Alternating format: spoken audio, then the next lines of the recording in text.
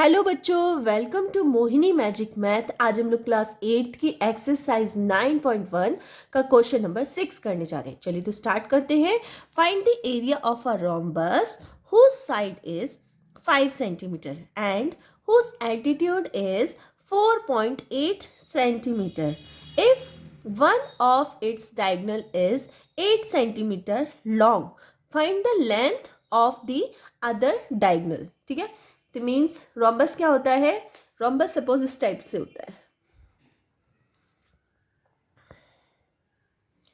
इसकी सारी साइड्स जो होती हैं वो इक्वल होती हैं। ठीक है, तो ये हो गई 5 सेंटीमीटर। ठीक है, अब इसमें एक एल्टीट्यूड डला हुआ है। एल्टीट्यूड का मतलब होता है कि यहाँ से इसकी लेंथ, हाइट जो है, हाइट है ये कितनी है?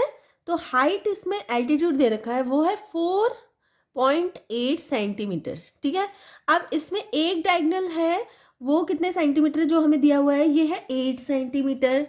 ठीक है, तो सपोज ये वाला जो डायगोनल है, इस तरह से डायगोनल जाता है, ये डायगोनल जो है ये कितना है? ये है 8 सेंटीमीटर। ठीक है, अब ये वाला जो डायगोनल है, सेकेंड वाला, ये इस तरह से जो गया हुआ है, ये डायगोनल हमें नहीं पता, तो इसको हमें निकाल के दिखाना है। ठीक है, चलिए तो इस क्वेश्चन को कर लेते हैं। तो सबसे पहले हमें एक चीज़ पता है कि ये जो रोम्बस है ये किसकी फॉर्म में होता है? ये पैरेललोग्राम की फॉर्म में होता है। ठीक है, तो हम यहाँ लिख सकते हैं आंसर में कि a rhombus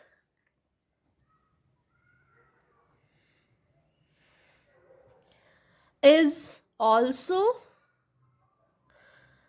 a kind of parallelogram।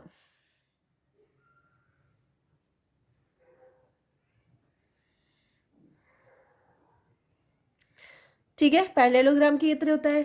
अब सबसे पहले हमें ये पता करना है कि एरिया ऑफ रोम्बस, एरिया कैसे निकाले रोम्बस का, या फिर आप ये बोल सकते हैं एरिया ऑफ पैरेललोग्राम, ये भी लिख सकते हैं आप। ठीक है, तो क्योंकि पैरेललोग्राम और रोम्बस दोनों को हम इक्वल लेके चल रहे हैं, तो यहाँ हम लिखेंगे एरिया ऑफ रोम्बस, या पैरेललोग्राम भी लिख सकते हैं।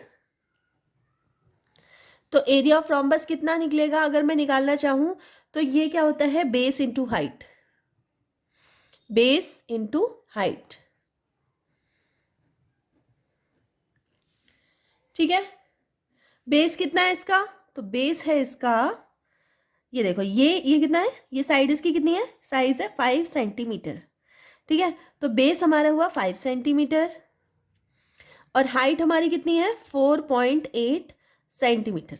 तो आपको इन दोनों की मल्टीप्लाई करने की पड़ेगी, किसकी? 5 मल्टीप्लाई 4.8 की। तो कर दीजिए मल्टीप्लाई।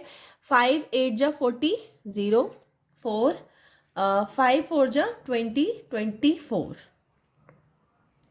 ये पॉइंट लग जाएगा, ये हो गया सेंटीमीटर स्क्वायर। तो ये क्या आ गया इसका? ये आ गया इसका एरिया। एरिया निकल के आ गया। अब फिर से आप आ जाइए, फिर से दोबारा से आप एरिया ऑफ रोम्बस निकालिए। Area of rhombus, area of rhombus, देखो एरिया ऑफ रोम्बस दो तरह से निकाला जा सकता है, या तो आप डायगोनल्स के थ्रू निकाल सकते हैं या हाइट और बेस के थ्रू निकाल सकते हैं।